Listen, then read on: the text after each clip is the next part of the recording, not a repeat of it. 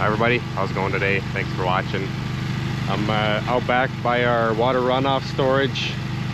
We talked about it before, but we collect all of the rainwater from the farm in this water runoff pond here. All the rain from the roofs of the buildings, from the silage storage area, any of the concrete area around the feeding area. Essentially the whole yard, all of that rainwater is collected and it goes into this reception pond here, and then we use this water as part of our sand separation process to separate the sand from the manure so we can reuse it as bedding. And we want to expand the storage of that rainwater, so that's what we started working on this probably a couple of weeks ago, and it'll essentially a little bit more than double our water storage. We've had a couple of times, I think it was last spring and the spring before, where we had so much water and rain in the springtime, runoff from the snow, that we couldn't store it all in this one pond, and we had to move some into an empty manure storage pond.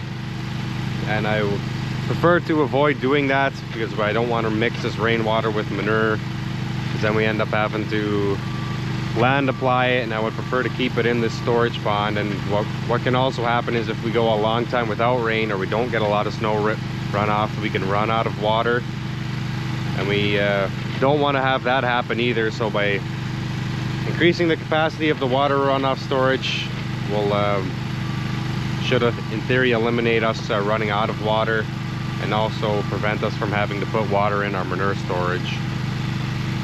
But we had about 2 1/4 inches of rain here a few days ago. We actually had a really nasty storm come through here probably 4 days ago now.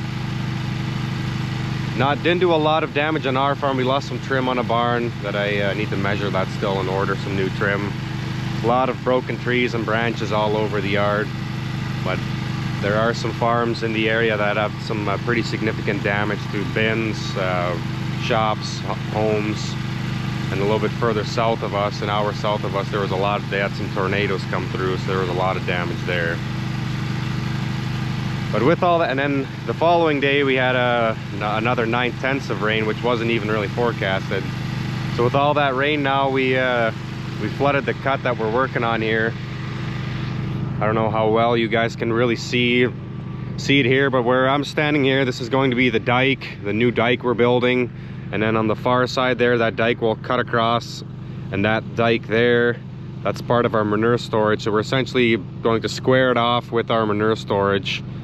And then this will become one large pond. So we are taking that dam out in between, or which in theory would be in between, but we're taking that out too. But I had to go back in with the excavator and kind of rebuild that dam, because the water level in our water runoff pond right now is actually higher than this water here.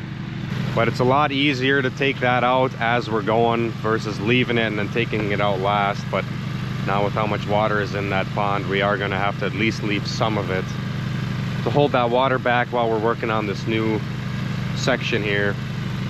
So we stripped all the black dirt first, which is the pile here, and then we'll use that to put back on the banks and on the top to grow grass on there. Been pumping water here since yesterday afternoon. It's going to take a little bit more time. I had to come back in and dig this trench deeper with the excavator here just now to get all this water to run to this pump, and I'll probably have to do that a couple more times just by looking at it. But clay becomes a muddy mess really quick, but it also dries out really quickly. But the water needs to be off of it in order for that to happen. But what we're going to be working on today here is just prior to that rain, we installed a 12-inch drain pipe on the east side of our silage slab. There used to be a ditch there. We closed that ditch in and put a pipe in, and we're going to do the same on the west side. I'll maybe show you the pipe on the east side here quick, and then plan to do the pipe on the west side here a little bit later this morning. I'm going to get my laser now just to take some measurements. And then I was actually coming to get the excavator here, and then I saw that the pump was almost running dry. So we need to run that excavator over there. That shouldn't really take that much time, maybe an hour or two. It's not maybe 150 feet or so of pipe. that we need to put in there, so that shouldn't be too bad. So I'm over by the inlet of that pipe we just put in. So this is an earlage pile, silage pile. There is no concrete here yet, but there's concrete just under the pile there, maybe starting 4 feet on this side of that pile. At some point we're going to extend this pad out to that pile there, but all this concrete slopes down to this concrete right here, and then from here we're actually sloping back up. So if we want to add to this pad in the future, we will continue to go up that way, and all that water will slope to this area, go in this pipe, and then it goes pretty much to the end of those bales, and then there's a ditch that takes it over to our water runoff pond. And we will eventually, I mean, we'll probably do that this year sometime, but we'll take these rocks out and then pour a grate, pour a floor, walls, and then a grate on top, so that we can drive over it in the future. But we put this in, and knowing it was going to rain the following day, we placed a bunch of rocks around it to try to prevent the clay from eroding away, and actually worked really good. There's no clay there's no clay or sand inside the pipe, so that's a good sign.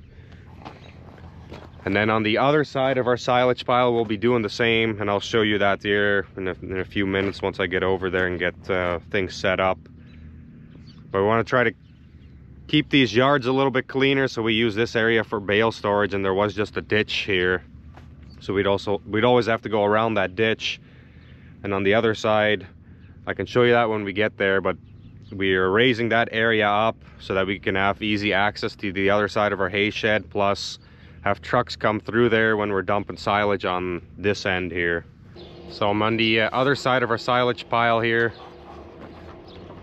So it was just on the far side. So this side, same idea. This yard slopes this way, and then from here we will slope back up, and concrete actually ends right here. So underneath part of this silage pile, there's no concrete yet. So when we chop this fall, we will pile up against the north side of this pile. We'll start feeding on the south side, and then the plan is then next summer we're going to complete this part of this concrete slab, so that then next fall silage will be piled on the concrete here again, coming back this way. So we feed from one end and then pile against it, and start feeding from the other end, then pile against it, and just go back and forth. So the plan is here, so we've got a trap sitting here, another one over there. We've got some raccoons in the hay shed, so a friend of ours has set out a couple of traps, and he's caught 5 of them already, and he thinks there might be a couple more in there, so that's why that trap is there. But the idea is this area here, we've already raised it up probably about a foot or so. We need to raise it up about another foot to get level with the yard right here. And then instead of trucks coming over the field to dump on this side, they'll be able to come along the hay shed and through here and access this and have a big area here to work with, so it's not too congested. And then also we'll use these bales up on this end of the hay shed, this first bay. They're stacked this way, and in the future we'll be stacking all bales this way. And the same idea with the silage. We'll put new bales on one end, start taking from the other, and then the next year we'll put new bales on that end and start taking bales from the other end. So in order to do that efficiently and have a lot of room here to work with, we need to increase this area here, this yard, so that we can unload bales here, trucks can turn around, get parked in an easy spot. So the yard did end here before, and this was field. So we stripped that black dirt, put clay in there, and this was just a ditch. So now this ditch is going to get closed. We're going to put a pipe in here, and when we get that rainwater, that's all going to run this way, and I'll show you guys here.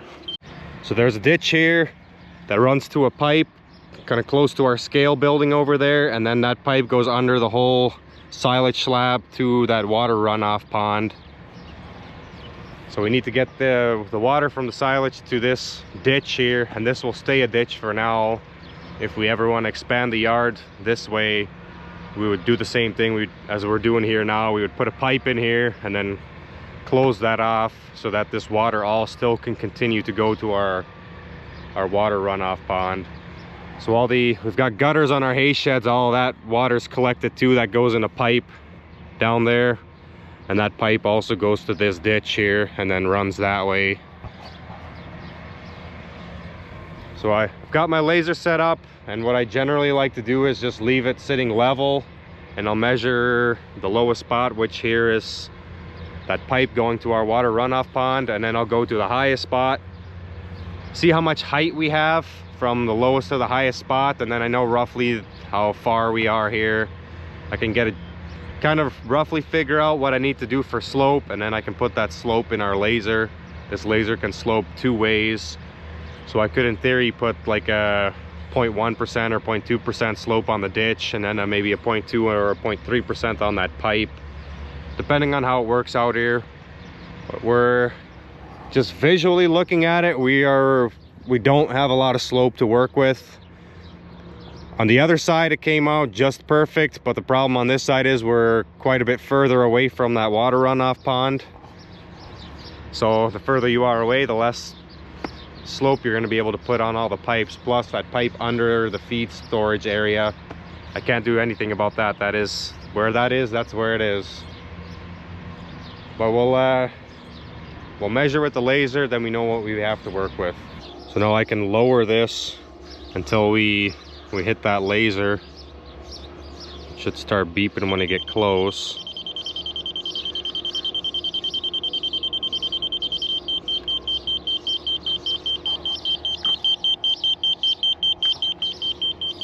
And we're right there, 0.1 inch.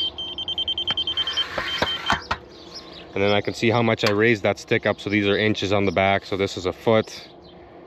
13, 14, 15, 16, 17, 18, 19, 20 inches.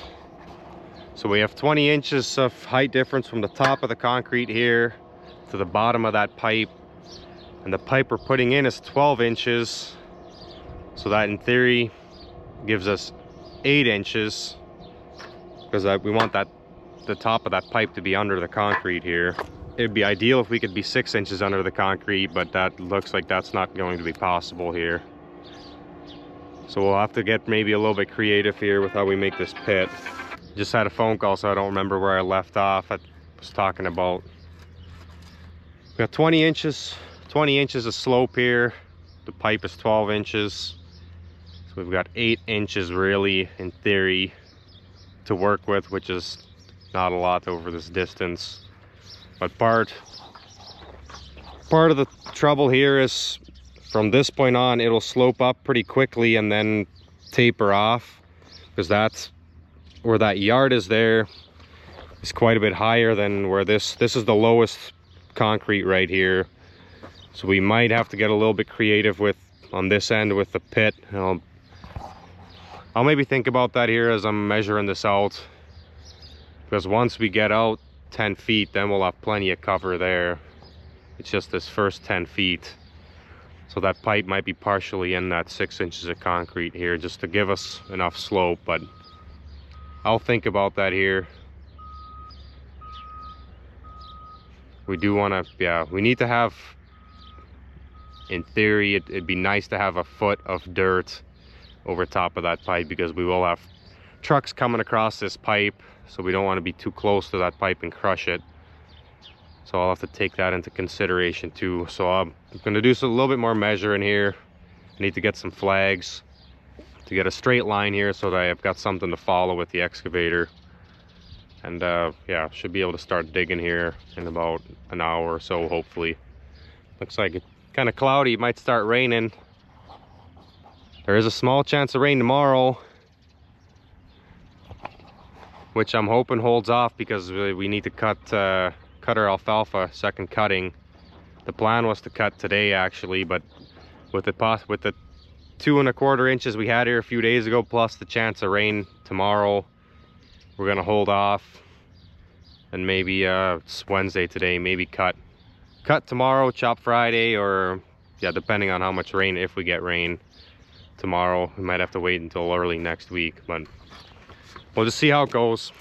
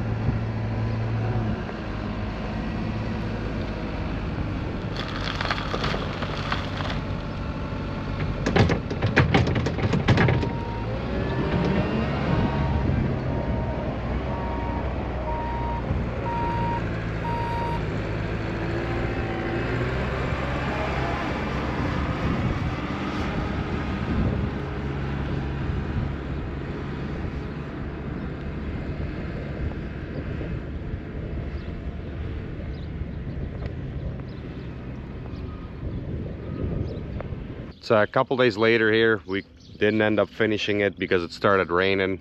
I don't know if you guys could notice that on the footage, but got the pipe all in, got it all covered up, and then the next day we came back and